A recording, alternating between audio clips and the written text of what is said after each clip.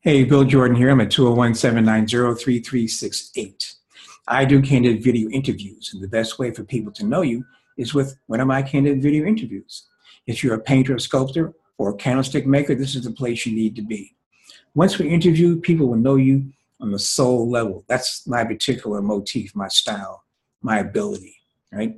Once they know you on the soul level, they are SOLD, right? They're sold on you as a family member. They want to take you with them wherever they go. And if you don't stay in touch, they become upset.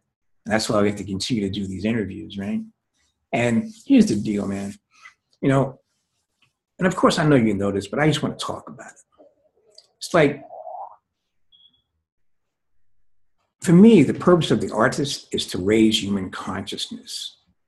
And I know people are really, they'll say, that's what I mean when I say I want to make beautiful work, or makes me feel a certain way, and all these great guys in what's his name, Freud, Damien Freud, or whatever his name is.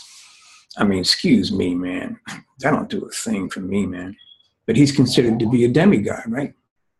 So now, for whatever purpose he served, other than, self-gratification, maybe elevating of his own consciousness, which is okay.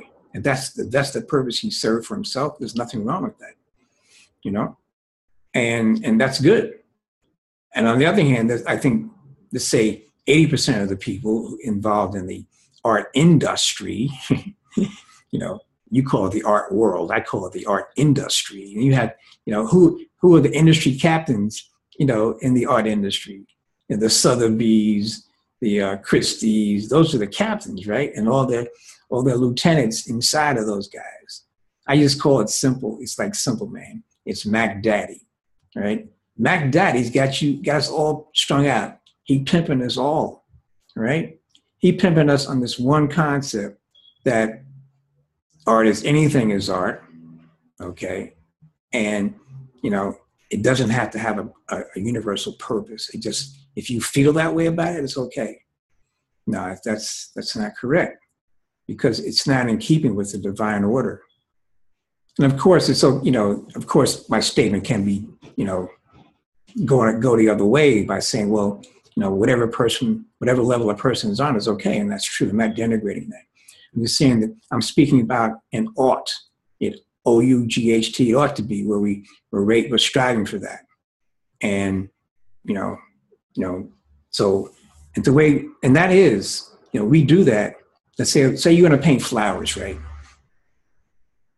And you're painting flowers, and you have a following of people who like flowers. That's your interest with them.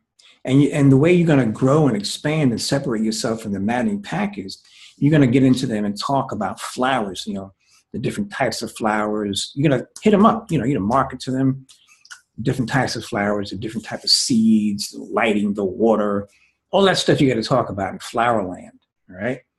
And then if you really want to get serious about it, then you, as the painter of flowers, you have to become an advocate of flowers. You have to ingratiate yourself. You have to be initiated into the flower kingdom, into flower land. Yeah. And once you become initiated by the flowers to speak for them, then they will speak to the other flowers, or the people who have flowers. Did you know that's how it works? For example, if you live in California and I'm living in New Jersey, we can send a message through the trees, through the flora natura, through the natural stuff. That's how it works. Trees, plants, and flowers communicate all around the world. Did you know that, man? That's why I have a plant, I keep her up in here. I have to give her a haircut every once in a while. She gets too long, right? And I hate to do that because I can feel the pain in her, but it has to be, otherwise she'll eat up the place. She'll, next in the mix. So here's what I'm saying to you, man. Understand, find out what your interest is, and you're expressing that through your art. For example, there's a lot of plein air painters, but some of the ones I really don't get. It just, seems to be self-serving. But there's some, like the guys who do that. I like the painted desert guys, for example. I mean, that'd be great. You hook up with guys who like painted desert, plein air, talk about the stuff out in the painted desert. What's out there, man? You know, like snakes, and cactus or cacti, and you know, whatever else they got running around in there. How do you camp out there? You go to the Grand Canyon, you know, all that stuff's related to it. So now here you are, you're in the interest that you have a common interest with the guys out there who have that interest too. So you can sell to them. Those are the guys who are going to buy your work, right? You, at the same time though, you have to go deep inside and become a member of the painted desert. You have to be like, you know, Don Quixote, as it were, you know, the way of the Yaqui Indian. You know, you got to maybe do some peyote or something to get up in there so you can become, you know, part of the structure. Oh, we have a call. But anyway, I got to take this call. Call me back later, okay? I'm at 201-790-3368.